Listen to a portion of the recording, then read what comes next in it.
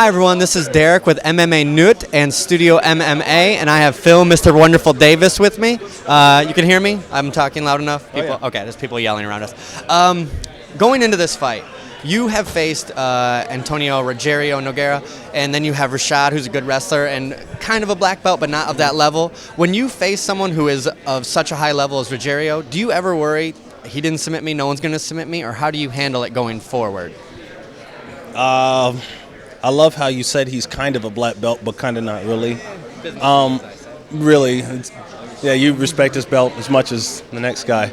I don't really think about his belt rank. All I know is I don't put on gi. I don't have a belt. I'm a white belt. Therefore, there's a very unknown value to how good I am in jiu-jitsu. So I don't worry about jiu-jitsu or will this guy submit me. I have a very strong jiu-jitsu game, and I get in there, do my thing. I don't worry about belt. Now, as a fighter, you have had injuries. Can you, and all fighters, they say going into a fight, I have injuries, everyone gets injuries. Going into a fight, what is the deciding factor where this injury is too much to let me fight, or, you know what, I'm going to be able to go through with this? What goes through your head, and how does that decision process made as a fighter? I'm a little bit different. I'm kind of a hard-headed person, very hard-headed. So I never really want to say I can't do it. That to me feels like defeat. But back in July, Dana White basically he made the call for me. He said you're not going to fight. I said nope, you're wrong. I'm going to fight, Dana.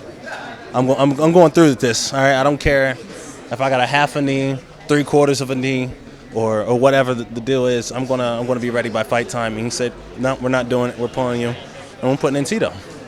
And it wasn't really up to me. I wanted to fight, and he made a executive decision. So I really wouldn't know what it feels like to make that call. I was 100% in the fight, but looking back, that I'm very thankful because that was 100% the right decision to be made, and I'm glad that decision was made on my behalf because I wasn't able to train the way I needed to be in order to prepare for a fight like this. And I imagine Dana White has worked with hard-headed fighters before, and he knew exactly what to do in this situation. And now going forward, you can say, because you said, I couldn't train right, I couldn't train correctly. Going forward, you know how to tell. You know how to dictate your own body, your own pace, your own everything at this stage? Right, definitely. Now, he's a good wrestler. Mm-hmm. You're a good wrestler. He's a good striker. You're a good striker. So at what point do you see each other nullifying everything and then it's just going to come down to cardio? Or do you actually believe, you know what, I'm going to take the chance and out-wrestle, or you're just going to go where it goes and that's how it goes? It's one of those things. I don't plan to give up anything. I don't plan to lose at anything. I'm going to pretty much just take what I want and win. In every position I get into, I'm going to win. Every position I get in, I'm going to win. Every exchange we get into, I'm going to land first. I'm going to land last. I'm going to win every exchange.